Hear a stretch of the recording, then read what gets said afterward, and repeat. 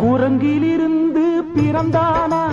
குரங்கை மனிதன் பெற்றானா யாரை கேள்வி கேட்பது டார்வின் இல்லையே கடவுள் மனிதனை படைத்தானா கடவுளை மனிதன் படைத்தானா